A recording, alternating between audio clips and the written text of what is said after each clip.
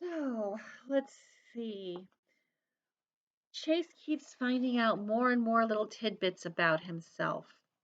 It would be really, really hard to have lost everything up to just a couple of weeks ago. I mean, can you imagine not knowing about your preschool stuff or what happened in fourth grade or what flavor of ice cream is your favorite or anything like that?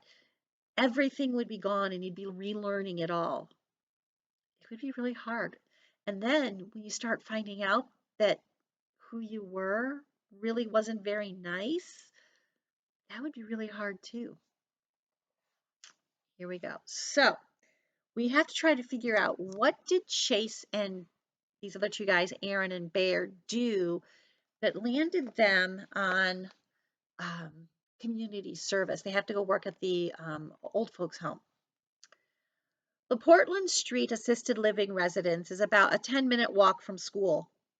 I know I was on community service here before, but the place is brand new to me. It's a boring 3-story building with a wide circular drive and a broad landscaped front dotted with benches and outdoor picnic tables. There are several elderly people outside enjoying the warm weather. A couple of them wave and call out greetings to us. I wave back. Aaron and Bear ignore them. As the main door slides open in front of us, Bear mumbles, "Hold your breath." It's an odd combination of two smells that don't mix: fresh flowers and hospital like antiseptic. Not great, but you get used to it in a hurry. We report to Nurse Duncan, who's the head nurse on duty. She's surprised to see me. I got better, so I figure I should finish off my community service. The court told you to do that? She asked doubtfully. I shake my head. I came up with it on my own. We don't believe it either. Aaron jokes with mock solemnity, I think is the word. That's very noble, Nurse Duncan says. Well, I've got you boys on the snack cart today. It doesn't normally take 3, but we'll give Chase a soft job on his first day back. We get a rolling cart laden with juice boxes, cookies, crackers, and free newspapers. By the time we get off the elevator on the 3rd floor, Aaron and Bear have helped themselves to half the merchandise.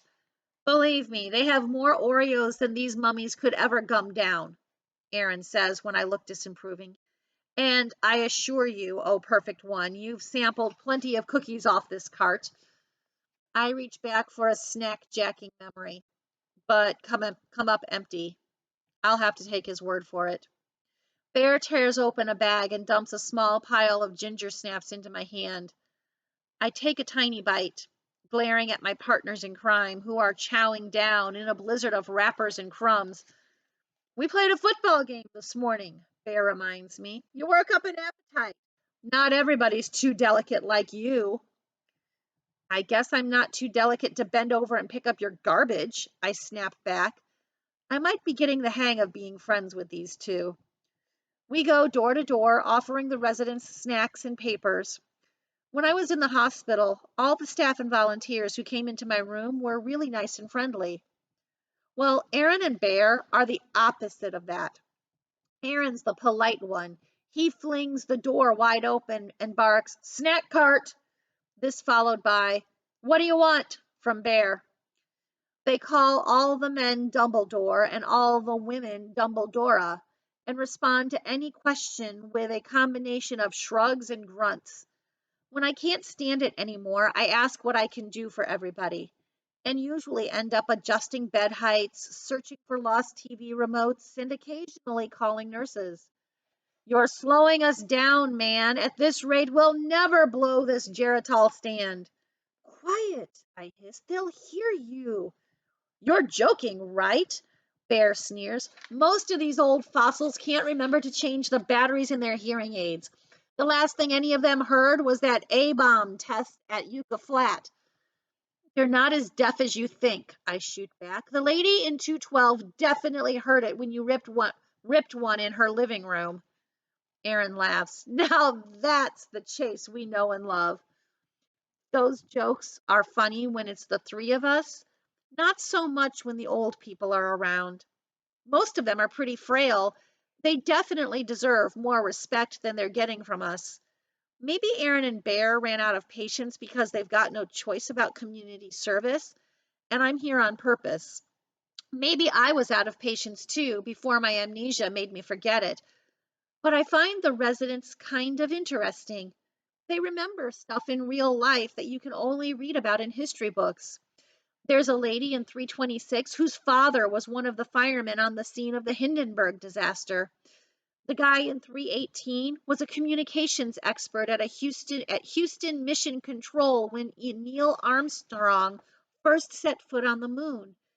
In room 209 lives a guy who's totally blind, yet tells the most vivid stories of growing up two doors down from Baseball Hall of Famer Joe DiMaggio. The rule is if someone is not in or sleeping, we leave a juice box and a packet of cookies on the table. The man in 121 is snoring enthusiastically in his easy chair when I notice the black and white photo on his nightstand. It's a picture of a young soldier bowing his head to receive a military decoration from an important looking man with round, steel rimmed spectacles. Is that President Truman? I whisper. Aaron looks bored. Who cares? Let's get out of here. If this Dumbledore wakes up, he'll talk your ear off. But I'm hooked. The only medal you get straight from the president is the Medal of Honor. This guy's a hero. Big deal, Bear scoffs.